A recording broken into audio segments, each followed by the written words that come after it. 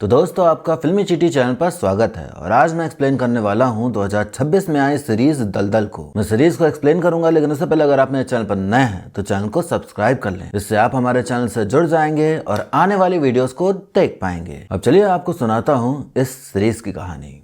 तो सीरीज की शुरुआत में हम देखते हैं रीटा नाम की पुलिस ऑफिसर को, जो कि अपनी जूनियर इंदु के साथ मिशन पर होती है गिरोह को रोकने के लिए। वो गिरोह रेड लाइट एरिया में काम करने वाली महिलाओं से उनकी बच्चियां लेकर उन्हें सप्लाई कर रहा है। रीटा अपने टीम के साथ उस एरिया में रेड कर उस गिरोह को धर लेती है। एक औरत अपनी बच्ची नहीं दे रही थी और गुंडा उससे छीनने में लगा हुआ था। रीटा वहां पहुंच जाती है तो गुंडा औरत को पकड़ लेता है बचने के लिए। ये लोग छत पर थे। अपनी बच्ची को बचाने के चक्कर में औरत छत से गिर जाती है। रीटा गुंडे को धर लेती है पर वो बच्ची अनाथ हो गई। रीटा का आदित्य नाम के लड़के से प्रेम प्रसंग चल रहा है, पर अब ये लोग अलग हो रहे हैं क्योंकि इनके बीच कुछ अच्छा नहीं चल रहा। आदित्य पेशे से डॉक्टर है। रीटा की हर जगह वाहवाही हो रही थी कि उसने इतनी बच्चियों को उस दलदल में जाने से बचाया, पर रीटा को कोई खुशी नहीं थी। रीटा नशे करती है, हरी नशीली पत्ती का नशा। वो एक लड़के को फोन करती है जो कि उसे नशीली हरी पत्ती सप्लाई करता है। हम देखते हैं साजिद नाम के लड़के को, जो कि रिहैबिलिटेशन सेंटर से चुपके से बाहर निकला है। रीटा हुडी पहनकर समुंदर किनारे जाती है लड़के से माल लेने। तभी वहाँ मनोहर नाम का एक आदमी आ जाता है जो कि कुत्तों को खाना खिलाता है। उसने रीटा को न्यूज में देखा था तो उसको पहचान जाता है तो उससे बतियाने लगता है। रीटा उससे पीछे छुड़ा रही होती है पर वो बड़बड़ किए ही जा रहा था। बता रहा था कि मैं रोज कुत्तों को खाना खिलाता हूँ, पता नहीं आजकल उन्हें कोई रॉ चिकन खिला रहा है, कहीं वो आप तो नहीं है ना। रीटा का मन कर रहा था कि जो खाना वो खिला रहा है वह उसके मुंह में ठूंस दे। बहुत जल्दी गुस्सा आता था रीटा को, हर टाइम चिड़ी ही रहती थी वो। स्माइल तो फेस पे होते ही नहीं थी कभी। जब मनोहर चला जाता है तब लड़का आता है जिसका नाम है डॉक्टर। सब उसे यही बुलाते हैं। वहाँ पर सीसीटीवी कैमरा लगा हुआ था तो ये दोनों रिकॉर्ड हो जाते हैं उसमें। अगले दिन रीटा काम पे जा रही होती है, तभी वो देखती है एक छोटी बच्ची रोड किनारे जमे पानी में कूद रही है। ये देख उसे खुशी होती है। तभी उसे खबर मिलती है कि बीच किनारे कत्ल हुआ है। बीच पर पहुंचकर वो देखती है कि ये तो वही आदमी है जो कल रात मिला था। उसे बड़ी बुरी तरह मारा गया था, हाथ की नस काट दी गई और मुंह में जबरदस्ती चिकन घुसेड़ा गया था। कल जिस इंसान से बात की आज उसकी लाश मिली, वो भी इतनी बुरी हालत में। ये देख रीटा का दिमाग खराब हो जाता है। अब हम देखते हैं प्रभात नाम के आदमी को, जो कि रिहैबिलिटेशन सेंटर का कर्ता धरता है। साजिद प्रभात को सर कहकर संबोधित करता है। वो साजिद के कमरे में जाते हैं तो उसके चप्पल में रेत लगी मिलती है, यानी वो बाहर गया था।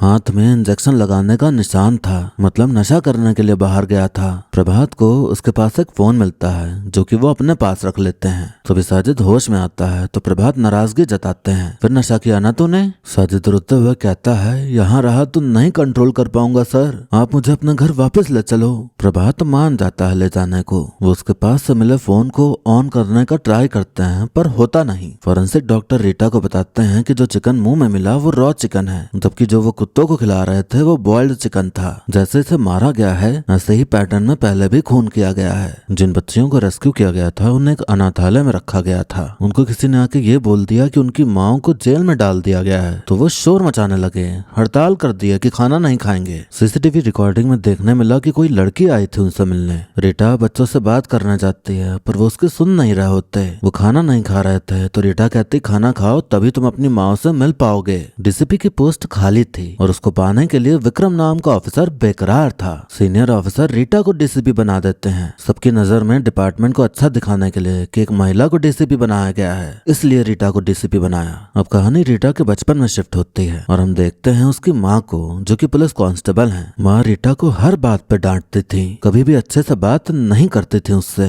सौतेली माँ से भी बुरा बर्ताव करती थी माँ रीटा के साथ। रीटा को जो पसंद था माँ उसे करना ही नहीं देती थी वो चीजें। इंदु भले रीटा की जूनियर थी पर माँ की उम्र की थी तो वो रीटा को अपनी बेटी जैसा ही ट्रीट करती थी। अब एक प्रेस कॉन्फ्रेंस रखी जाती है और अनाउंस किया जाता है कि अगली डीसीपी ऑफिसर रीटा होंगी। अनीता नाम की एक पत्रकार रीटा से कहती है बच्चों को जहाँ रखा गया है वहाँ वो बिल्कुल भी खुश नहीं है। रीटा को तभी याद आता है कि बच्चों से कोई लड़की आई थी मिलने, शायद यही है वो। तभी हमें देखने मिलता है कि डॉक्टर को पकड़ लिया गया है। जहाँ मनोहर का खून हुआ वहाँ के सीसीटीवी कैमरे देखे गए और फुटेज फुटेज में वो दिखा किसी के साथ, तो उसे पकड़ लिया गया और पूछा जा रहा होता है कि हुडी में कौन था। किस्मत से रीटा कैमरे के अपोजिट बैठी थी तो उसका मुंह नहीं दिख रहा था। डॉक्टर फंस गया, अगर बताएगा तो रीटा उसे नहीं छोड़ेगी, ये बात वो अच्छे से जानता था। प्रभात साजिद को अपने घर ले आया। साजिद देखता है कि एक टी शर्ट पे खून का दाग लगा हुआ है। वो उसे रगड़ रगड़ के साफ करने लगता है। प्रभात साजिद के पास मिले फोन को ठीक कराते हैं। वो देखते हैं अनंत नाम के आदमी को कॉल किया गया था उससे। वो कॉल करते हैं तो फोन की घंटी बजती है अनीता की, यानी साजिद और अनीता एक दूसरे को जानते हैं। प्रभात साजिद से पूछते हैं ये अनंत कौन है। सीन पीछे जाता है और हम देखते हैं साजिद बीच पे बैठा हुआ है नशा करके। वहाँ पर अनीता भी है जो कि खून से भरे चाकू को धो रही है। बॉय कट बाल है उसके। कहानी और पीछे जाती है। उस टाइम पे जब साजिद रिहैबिलिटेशन सेंटर से छुप के निकला था, मनोहर बीच किनारे कुत्तों को खाना खिला रहा था। तभी कुत्ता ब्रिज के नीचे चला गया जहाँ पर रॉ चिकन के टुकड़े पड़े हुए थे। मनोहर उसके पीछे गया तो उसे दिखी एक लड़की जो कि अनीता थी। अनीता चाकू निकाल लेती है। तभी पीछे से साजिद की आवाज आती है कि आंख में मत देख, मार सीधा। साजिद मनोहर को पीछे से पकड़ लेता है और फिर अनीता उसके हाथ की नस काट डालती है। फिर वो उसके मुंह में जबरदस्ती चिकन के पीसेस ठूंस देती है। उसे मारने के बाद साजिद से कहती भूख लगी है। साजिद मनोहर की जेब से उसका पर्स निकाल लेता है। तो मनोहर को साजिद और अनीता ने मारा। क्यों, किस लिए, ये सब आपको आगे पता चलेगा। अनीता और साजिद प्रेमी प्रेमिका हैं। अनीता चाकू से खून साफ करके उसे अपने पास रख लेती है। साजिद नशा कर लेता है और फिर दोनों एक दूसरे को गले से लगा के लेट जाते हैं। कहानी वर्तमान में आती है। प्रभात कहते कि तुम नींद में अनंत नाम बड़बड़ा रहे थे, बाल सुधार गृह में कोई था क्या। साजिद कहता वहाँ कोई नहीं था और मैं इस नाम से किसी को भी नहीं जानता। प्रभात कहते कोई लड़की है ना, पसंद है क्या तुम्हें। साजिद जाने लगता है तो वो उसे रोकने लगते हैं तो साजिद उन पर चिल्ला देता है। फिर जब एहसास होता कि गलत किया तो अफसोस के मारे रोने लगता है। नशेड़ी बन जाने पे ऐसा ही होता है, नहीं रह जाता अपने पे और अपनी फीलिंग्स पर कंट्रोल। रीटा डॉक्टर से मिलने जाती है और मिलते ही पहले खींच के एक तमाचा मारती है ताकि उसे समझ आ जाए कि मुंह नहीं खोलना है। रीटा पूछती कौन था उस रात तेरे साथ। डॉक्टर उसका नाम तो ले नहीं सकता था तो वो इधर उधर की फालतू बातें बोलने लगता है। जिस ऑफिसर ने उसे पकड़ा था रीटा उससे कहती फालतू पकड़ा है इसे, इसको जाने दो। रीटा को उसकी माँ दिखती रहती थी जो कि हमेशा उसे ताने मारते नजर आती हैं। आदित्य रीटा को फोन करके कहता मेरी माँ मिलना चाहती हैं तुमसे, आज रात डिनर पे आ जाना तुम। अनीता अपने घर आती है तो देखने मिलता है कि घर के अंदर सीसीटीवी कैमरा लगा हुआ है। वो नकली विग पहनती है, असली में बॉय कट बाल ही हैं उसके। वो अपने चाचा चाची के साथ रहती है। चाचा पैरालाइज्ड हैं। चाचा की पीठ पे जलने के निशान थे जिन्हें अनीता साफ करती है। फिर सिगरेट निकाल उन्हें सुंघाते हुए मुस्कुराने लगती है, मतलब वही टॉर्चर कर रही थी उन्हें। मनोहर का केस सॉल्व करने का जिम्मा रीटा ने ले लिया था। वो उसका फोन चेक करती है, उसे एक फोटो में कुछ दिखाई पड़ता है। रीटा अनीता को बुलाकर फोटो दिखाती है। फोटो में मनोहर था जिसके पीछे अनीता थी। वो पूछती है मनोहर को कैसे जानती थी। अनीता कहती है कि इंटरव्यू लिया था मैंने इनका, बस। रीटा पूछती बच्चियों से क्यों मिलने गई थी। अनीता कहती अनाथालय में बच्चों को सही से रखा नहीं जाता है, वही देखने गई थी। इंदु रीटा को दो लोगों के नाम बताती है। उन दोनों का खून वैसे ही हुआ था जैसे मनोहर का हुआ। एक का नाम है रवि और दूसरे का दिनेश। जिसने खून किया था उसका नाम है शक्ति जो कि जेल में है। वो कट्टर गिरोह का मेंबर है। वो लोग लोगों को ऐसे ही मारते थे। दिनेश का आटा चक्की था, वो गरीब बच्चों को खाना खिलाता था। रवि गरीब बच्चों को पढ़ाता था। मनोहर, रवि, दिनेश ये तीनों ही अच्छे आदमी थे। शक्ति कट्टर गिरोह का लास्ट मेंबर था जो कि पकड़ा गया तो कट्टर गिरोह अब खत्म हो चुका है। काम के चक्कर में रीटा भूल ही गई थी कि उसे डिनर पे जाना था। अनीता चली जाती है साजिद से मिलने प्रभात के घर। साजिद उससे कहता तुम यहाँ से जाओ, सर देख लेंगे तो गड़बड़ हो जाएगी। उनको पता चल गया है कि अनंत नाम से कोई लड़की है। अनीता पूछती तेरा फोन कहाँ है। साजिद कहता मुझे नहीं पता, कल रात से नहीं मिल रहा। वो कहती तेरे नंबर से कॉल आया था मुझे सुबह, तेरे सर नहीं किया होगा, उसने तेरे से झूठ बोला जैसे सब बोलते हैं। तभी प्रभात उन दोनों को देख लेता है। वो अनंत को कॉल करते हैं तो अनीता का फोन बजता है। वो समझ जाते हैं कि ये लड़की ही अनंत है। कहानी 2015 में शिफ्ट होती है जहाँ हम देखते हैं अनीता लड़कों के साथ बैठ के टीवी देख रही है। फिर वो जाती है कमरे में, अलमारी में रखी विग पहनती है, क्रीम पाउडर लिपस्टिक लगाती है। फिर जाती है उसी कमरे में मौजूद एडवर्ड नाम के आदमी के पास। एडवर्ड उसे चॉकलेट दिखाता है। अनीता चॉकलेट लेने आगे बढ़ती है तो एडवर्ड उसे घुटनों के बल बैठने बोलता है। अनीता बैठ जाती है तो उसे सीधे से चॉकलेट देने के बजाय उसे टीज कर रहा होता है। फिर अचानक चॉकलेट जबरदस्ती उसके मुंह में घुसेड़ देता है। फिर रुमाल देते हुए कहता खेलें क्या। एडवर्ड अनाथालय चलाता है। अनीता वहीं रहती है। एडवर्ड को सब अच्छा इंसान मानते हैं, बहुत सम्मान मिलता है उसे सबसे। एडवर्ड अनीता के साथ पहले लुका छुपी का खेल खेलता था और फिर उसके बाद उसके साथ गलत काम करता था। खेल चल ही रहा था कि तभी वहाँ साजिद आ जाता है। अनीता चाकू लेकर एडवर्ड की कलाई पर वार करती है। साजिद कहता आंख में मत देख, मार इसको। अनीता से हिम्मत नहीं हो पा रही थी उसे मारने की, शायद पहली बार ऐसा करने जा रही थी वो। साजिद एडवर्ड को पकड़ के कहता मार इसे। अनीता पहले उसकी कलाई काटती है ताकि वो तड़प तड़प कर मरे। फिर जैसे वो उसके मुंह में चॉकलेट ठूंसता था, अनीता भी उसके मुंह में जबरदस्ती चॉकलेट ठूंस देती है खूब सारी। साजिद यहाँ पर अनीता को अनंत कहकर ही पुकारता है। अनीता कहती भूख लगी है। साजिद एडवर्ड के जेब से पर्स निकाल लेता है। दोनों फिर बाहर जाते हैं, खाते पीते हैं, घूमते हैं, फुल एंजॉय करते हैं। अनीता उससे कहती मुझे छोड़कर कभी मत जाना। कुछ दिन बाद हम साजिद को बाल सुधार गृह में देखते हैं। अनीता वहाँ फोन करके साजिद से बात करके कहती चला गया ना मुझे छोड़ के, क्यों किया तूने सरेंडर? मेरे बाबा के घर वालों को पता चल गया है कि मैं अनाथालय में हूँ, वो मुझे लेने आए हैं, मैं उनके घर जा रही हूँ। तू जब बाहर निकलना तो आना मुझसे मिलने। वर्तमान में हमें देखने मिलता है कि इन दोनों ने प्रभात को मार डाला है। अपने फेवरेट स्पॉट पर चले जाते हैं ये दोनों। अनीता कहती मजा आया ना, सब सही था ना? साजिद डरा सहमा बैठा हुआ था। अनीता कहती तू डर मत, कुछ नहीं होगा। साजिद दोनों फोन्स वहीं फेंक देता है, अपना और अनीता का। हमें अब बताया जाता है कि रीटा आदित्य से कैसे मिली थी। 2 साल पहले की बात है। आदित्य ने काफी पी रखी थी तो उसने गाड़ी को टक्कर मार दी। जिस कार को टक्कर मारी उसे चला रही थी रीटा। आदित्य नशे में रीटा से फ्लर्ट करने लगता है। रीटा को उसकी फ्लर्टिंग स्किल पसंद आती है पर उसे थप्पड़ मार देती है। आदित्य डॉक्टर था तो वो भी जान जाता है कि रीटा ने नशीली पत्ती का नशा किया हुआ है। तो यहाँ से फिर उनकी दोस्ती हुई, फिर प्यार हुआ और अब जुदाई का समय आ चला था। अनीता साजिद को अपने घर लेकर चली आती है। साजिद कहता हमसे गलती हो गई, हमें नहीं करना चाहिए था ऐसा। सर मेरे को पटरी से उठाए, मेरी जान बचाई, मुझे अपने घर ले गए। वो नहीं होते तो मर जाता मैं, तब तू नहीं थी। मैं जा रहा हूँ पुलिस को सब बताने। अनीता कहती यही सब तो चाहिए था ना हमें। साजिद कहता सर तुझे चाहिए था,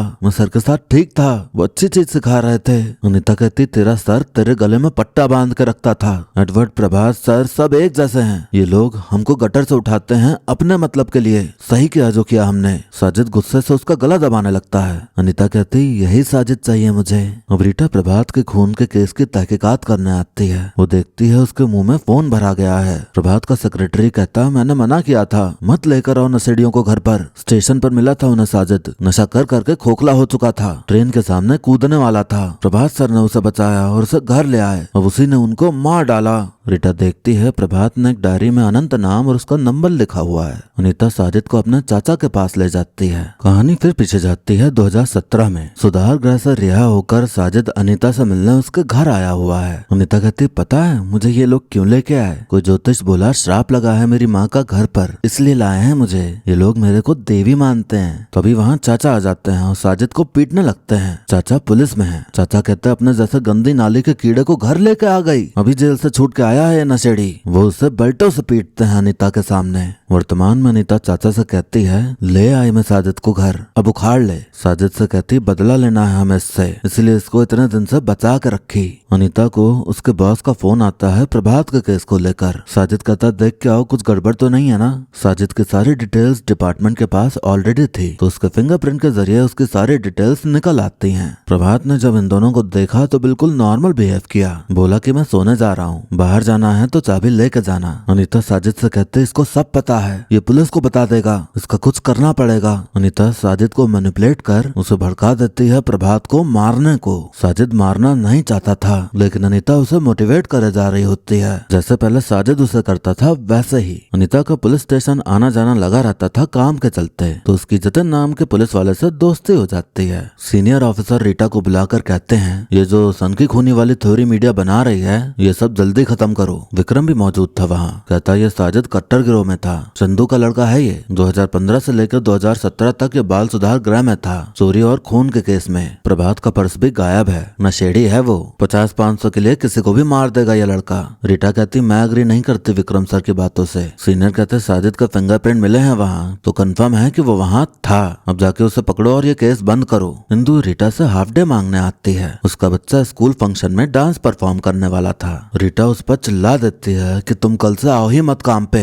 वहाँ विक्रम को इतनी सारी जानकारी मिल चुकी है और यहाँ मुझे पता ही नहीं कि ये चंदू कौन है। जाओ और जानकारी निकाल के लाओ। आदित्य और रीटा अलग हो रहे थे, पर ये बात आदित्य की माँ को नहीं पता थी। उनको तो ये पता था कि ये लोग शादी करने वाले हैं। आदित्य चाहता था कि दोनों साथ में बताएंगे, अकेले नहीं बता पाऊंगा। रीटा का कहना था कि तुम खुद बता दो, मैं नहीं आ रही। अनीता जब घर आई तो देखा कि साजिद भाग गया है। इंदु जाती है चंदू से पूछताछ करने, उसे प्रभात की फोटोज दिखाती है, खून होने के बाद वाली। चंदू कहता ये तो पक्का साजिद नहीं किया है। साजिद जाता है गड्ढे पर जहाँ सब नशा करके पड़े हुए थे। उसे नशा करने की तलब हो रही थी, इसलिए यहाँ आ गया भाग के। रीटा को अनंत का नंबर मिला था। नंबर का लोकेशन बताकर वो वहाँ पहुँच गई जहाँ साजिद ने फोन फेंका था। उसे वहाँ नशा करने का सामान मिलता है। साजिद को एक लड़का नशीला माल देता है। एक आदमी विक्रम को उसकी फोटो भेज देता है। अनीता साजिद को ढूंढने में लगी होती है। इंदु रीटा को सारी जानकारी इकट्ठा करके वो सब बताती है जो अब तक हमें साजिद के बारे में पता है। रीटा को फिर फील होता है कि उसने इंदु पर कुछ ज्यादा ही चिल्ला दिया था। साजिद अपनी जान देने जा रहा होता है। उसे गिल्ट हो रहा था कि उसने सर को मार डाला। इससे पहले वो कूदता एक बुढ़ा आदमी उसे बचा लेता है। फिर पुलिस आकर उसे पकड़ ले जाती है। नशे में धुत था वो। उसे अस्पताल में भर्ती किया जाता है। रीटा को फिर उसकी माँ दिखती है। कहती है आदित्य भी चला गया ना। रीटा खुद को स्कूल ड्रेस में इमेजिन कर रही होती है जिस पर मिट्टी लगी हुई है। माँ कहती कितना परफेक्ट था ये ड्रेस और तूने इसे खराब कर दिया। तू जानबूझ के करती है ना ये सब। वो लड़का कितना सही था लेकिन तूने उसे जाने दिया। किसे सजा दे रही है तू, मुझे या अपने आप को? मैं कोई खुशी के हकदार नहीं हूँ क्या? मैंने सोचा तेरा बाप घर से चला जाएगा तो तू सुधर जाएगी, लेकिन नहीं, तू भी उसकी ही तरह है, किसी काम की नहीं है। तू कभी खुश नहीं रहेगी, कभी भी नहीं। रीटा को स्ट्रेस हो गया था तो वो नशा करने का सोचकर डॉक्टर को फोन करने का सोचती है, पर रुक जाती है। अनीता अब जतिन का सहारा लेती है साजिद वाली न्यूज लीक करने के लिए। जतिन ने सोचा अनीता के साथ कुच्ची पुच्ची करने का मौका मिल जाएगा। इस चक्कर में हर जगह न्यूज फैला दी कि सनकी खूनी साजिद पकड़ा गया है। जतिन ने जब अनंत की बात की तो अनीता तुरंत खिसक लेती है उसके यहाँ से। अनीता को चंदू का पता चलता है कि वो साजिद के बारे में खबर दे रहा है सबको।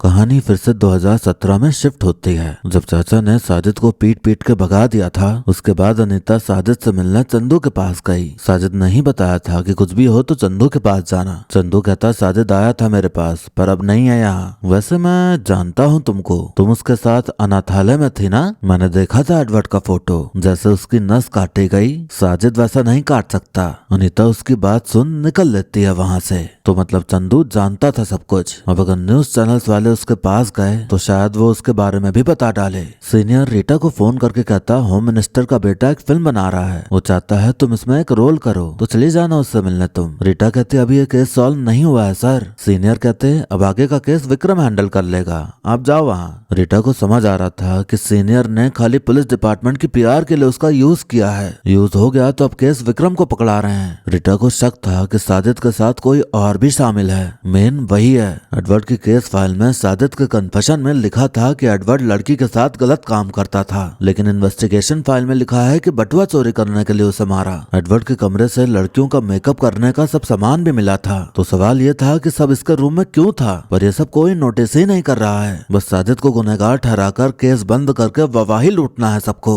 रीटा शूट पे जाती है तो वहाँ चाइल्ड एक्ट्रेस विग पहन रही होती है। रीटा का तभी दिमाग टनकता है, एडवर्ड के रूम से भी विग मिला था। अनंत कहीं लड़की तो नहीं है। रीटा और इंदु जाते हैं उस अनाथालय और बोलते हैं लड़की का रजिस्टर दो 2005 से लेकर 2015 तक का। आदमी कहता यहाँ लड़कियां नहीं सिर्फ और सिर्फ लड़के रहते हैं, ये लड़कों का अनाथालय है। रीटा साजिद से मिलकर कहती है एडवर्ड का हाथ देख कर समझ गई थी कि तेरा काम नहीं है, अनंत का है। इस बार नहीं बचेगा या बचेगी? साजिद कहता मैंने मारा है सबको अकेले। रीटा समझ जाती है कि अब तो वाकई में कोई लड़की ही है। अनाथालय के रिकॉर्ड छानकर इंदु बताती है कि 2010 में एक अनंत आया था। वो आया तो पर गया कब ये नहीं लिखा है कहीं भी। जो छोड़ के गया था उसका नाम ललिता है। नंबर दिया है जो कि 20 साल पुराना है। एनकाउंटर स्पेशलिस्ट जय के नाम पे है वो नंबर। जय के बारे में छानबीन करने पे रीटा को पता चलता है कि जय के ऊपर एक बायोपिक बन रही थी, लेकिन उसके ऊपर स्टे लग गया। अनीता पहुंच जाती है चंदू के पास। अब कहानी यहाँ से 1998 में शिफ्ट होती है। हम देखते हैं जय को, जो कि रेड लाइट एरिया में गया है। वहाँ उसको मिली विवियन के पास मुकेश नाम का एक गुंडा आता था। जय को उसका एनकाउंटर करना था। जय ने वहाँ बैठे बैठे विवियन का स्केच बना डाला। मुकेश के आने का टाइम हो गया तो वो छुप गया। मुकेश जब आया तो उसे गोली मार दी। मुठभेड़ में विवियन को भी चोट लग गई थी, तो जय को अच्छा नहीं लगता। रीटा जाती है फिल्म मेकर अजीत से मिलने, जो कि जय पर बायोपिक बनाने वाला था। वो बताते हैं कि अपने जमाने का रैम्बो था वो, गुंडों का एनकाउंटर करता था। अपनी ब्लू गाड़ी में आता था वो मारने। फिर एक दिन उसी ब्लू गाड़ी में ही वो मारा गया। हमें देखने मिलता है कि जय और विवियन ने शादी कर ली है। विवियन पेट से है। थोड़ी देर बाद कुछ गुंडे आए और जय को गोली मार के चले गए। रीटा अब एक औरत से मिलने जाती है, जो कि उस वक्त की दलाल थी। उसका नाम है ललिता। वो बताती है कि मैं रशिया से लड़कियां लेकर आती थी। विवियन डांसर बनना चाहती थी, पर मैंने धंधे पे लगा दिया उसको। जय एनकाउंटर करने आया था एक आदमी का, तब उसकी मुलाकात विवियन से हुई। फिर इन दोनों का चक्कर चला और फिर शादी कर ली। जब विवियन पेट से थी तब किसी ने जय को टपका दिया। जय के जाने के बाद विवियन को फिर से धंधे पर बैठना पड़ा, कमाने खाने के लिए। फिर अनंत पैदा हुई। रीटा पूछती है लड़के का नाम क्यों? विवियन बचाना चाहती थी अपनी बेटी को धंधे वालों से, इसलिए उसे लड़का बना के रखा। बहुत प्यार करती थी वो अपनी बच्ची से, और यही प्यार उसको खा गया। तभी रीटा को अपने बचपन के विजन्स आने लगते हैं कि उसकी माँ तो जल्लाद थी उसके लिए। विवियन उसको जय की तरह बनाना चाहती थी। हर टाइम बस उसके पापा की डेयरिंग की कहानी सुनाती रहती थी उसे। फिर अचानक एक दिन रेड लाइट एरिया में पुलिस रेड पड़ी। पुलिस अनंत को उससे छीन के ले जाने लगी। विवियन बाउंड्री पर खड़ी हो गई अनंत को लेके। जब देखा कि अब ये लोग मुझे जुदा कर देंगे अपनी बेटी से, तो वो उसे लेके बालकनी से कूद गई। वो ऐसा गिरी कि अनंत की जान बच गई, पर वो नहीं बची। ललिता ने उसे अपने पास रख लिया। फिर एक दिन एक बिल्ली का सर फोड़ के आ गई वो। मुझे एहसास हो गया था कि ये लड़की एक दिन पुलिस लेके आएगी मेरे घर, इसलिए मैंने उसको अनाथाश्रम भेज दिया था। रीटा कहती लड़कों का अनाथालय था वो। ललिता कहती मैं बहुत डर गई थी, इसलिए मैं छोड़ आई उस दरिंदे के पास। अब देखो बिस्तर पकड़ लिया है मैंने, मौत भी नहीं आ रही है मुझे। विवियन की बद्दुआ लगी है मुझे। रीटा जाते जाते कहती है मैं प्रार्थना करूंगी कि तू और लंबा जिए। रीटा को खबर मिलती है कि चंदू मारा गया है। सेम वैसे ही तो कंफर्म हो जाता है कि अनीता ने ही मारा है उसे। विक्रम के जानने वाले ऑफिसर ने फिर से डॉक्टर को पकड़ लिया, खूब मारा उसे। तो उसने उगल दिया कि उस रात मेरे साथ रीटा मैडम थी। सीनियर अब विक्रम पर जोर डालते हैं कि तुमने बोला साजिद खूनी है, तो ये खून कैसे हो गया? रीटा से कंपटीशन करने के बजाय जाओ उस खूनी को पकड़ो जाके। विक्रम जाता है साजिद के पास नशा करने की सामग्री लेके, ताकि वो बता दे कि कौन है कातिल। साजिद खुद पर कंट्रोल करके नहीं बताता कुछ भी। विक्रम को जब पता चला कि रीटा ही थे उस रात डॉक्टर के साथ, तो उसकी खुशी का ठिकाना नहीं रहा। अनीता ने न्यूज पोर्टल में न्यूज पोस्ट कर दी कि रीटा खाली ववाही लूटने वाली ऑफिसर है, काम कुछ नहीं कर रही। सोर्स के नाम पे उसने जतिन का नाम डाल दिया, क्योंकि सोर्स के बिना उसकी बॉस ये आर्टिकल पोस्ट नहीं करने दे रही थी। जतिन ने जब अपना नाम देखा तो उसकी हालत पतली हो गई, क्योंकि अपने डिपार्टमेंट की बात बाहर किसी को बताना गद्दारी करना ही माना जाता है इसे। रीटा ने एक आदमी को जय के घर पे नजर रखने को कहा था। जय का घर वही था जहां अनीता रहती थी अपने चाचा चाची के साथ। आदमी को अनीता दिखी घर पे तो उसकी फोटो खींच के रीटा को भेज दी। रीटा को अब समझ आ गया था कि अनीता ही अनंत है, सारे खून उसी ने किए हैं। रीटा जाके सीनियर को बताती है। वो कहते उसने तुम्हारे बारे में आर्टिकल छापा है और अब तुम उसको खूनी मान रही हो। सबको लगेगा कि तुम उसे पकड़ के बदला ले रही हो। इसी बीच न्यूज में ये भी फैल जाता है कि रीटा नशेड़ी है, नशा करती है। तभी माँ उसके सामने आकर कहती हैं सब खत्म हो गया रीटा, सब कुछ उसी दिन खत्म हो जाता। क्या कर लिया तुमने जी के रीटा। कहानी पीछे जाती है और हम देखते हैं कि माँ ने यूपीएससी का एग्जाम दिया है। वो सीनियर ऑफिसर बनना चाहती थी, पर यूपीएससी क्लियर नहीं हो पाता। वो घर जाती हैं तो देखती हैं कि रीटा डांस कर रही है, गाना गा रही है। अपनी नाकामयाबी का सारा गुस्सा, सारी भड़ास उस पर ही उतार डालती हैं, उसको डांटते हुए। उसका हेडफोन, म्यूजिक इंस्ट्रूमेंट सब तोड़ डालती हैं। कहती ये सब करना है क्या तुझे अपनी बाप की तरह? हम दोनों को छोड़ के चला गया, वो कर्जे में डालकर चला गया। इतनी कम पगार में भी तुझे इतने अच्छे स्कूल में डाला और तू ये सब कर रही है। क्या मुझे खुश रहने का अधिकार नहीं है क्या? एक काम करते हैं, हमेशा के लिए इस नरक से बाहर निकल जाते हैं। माँ उसको लेके किचन जाती हैं और गैस सिलेंडर की पाइप खोल देती हैं। रीटा भागने का ट्राई करती है, पर माँ उसे जाने नहीं देती।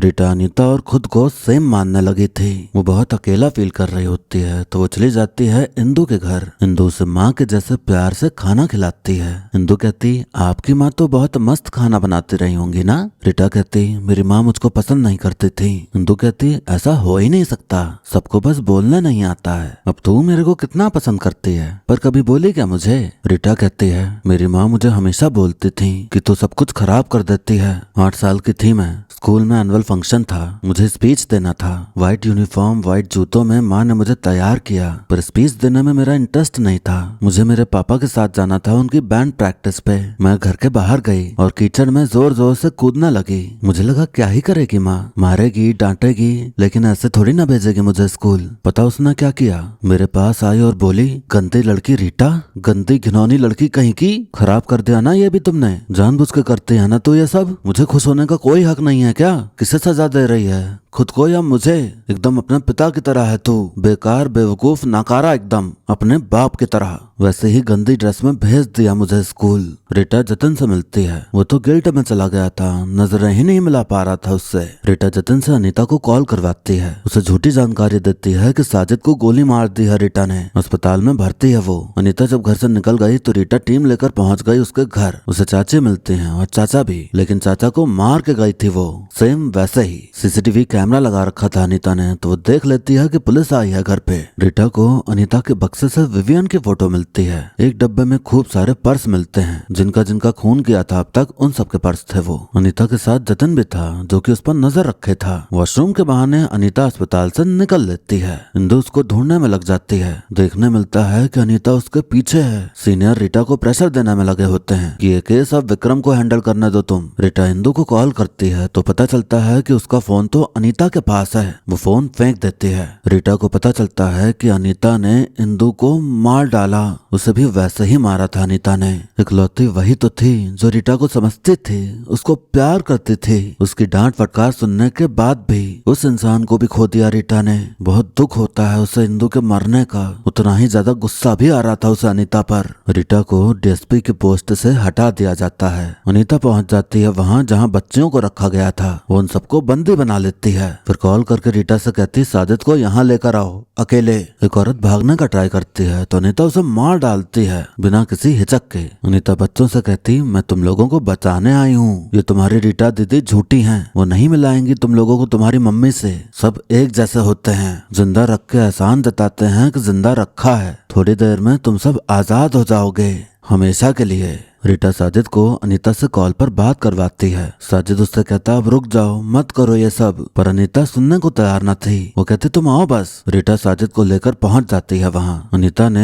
एक लड़की को चाकू की नोक पर रखा हुआ था। वो साजिद से रीटा का हाथ बनवा देती है। रीटा कहती, साजिद तेरा साथ नहीं देगा, अब सब बता दिया है मैंने साजिद को, तेरी माँ और सब कुछ। अनीता साजिद से कहती, मार इसे तू। साजिद कहता, इसे मत मार, नहीं तो सब खत्म हो जाएगा। साजिद मौका पाके रीटा के हाथ खोल देता है। अनीता रीटा पर हमला करने लगती है। साजिद उसे शांत करने की कोशिश कर रहा होता है। अनीता कहती, तुम समझ क्यों नहीं रहे, ये लोग हमें अपना मतलब के लिए घुमाते हैं। साजिद कहता, तू भी तो वही कर रही है ना मेरे साथ। साजिद अनीता के हाथों से ही खुद को चाकू मरवा लेता है। रीटा सभी बच्चों को बाहर भगा देती है। अनीता ने किचन में सिलेंडर खोल दिया। माचिस जलाने से पहले रीटा से कहती, अब खत्म सब। रीटा को वो पल याद आता है जब उसकी माँ भी यही करने जा रही थी। उस वक्त रीटा खुद को अपनी माँ से छुड़ाकर बाहर भाग गई थी, क्योंकि उसे नहीं मरना था इस तरह। माँ नहीं रुकी, उन्होंने खुद को खत्म कर डाला।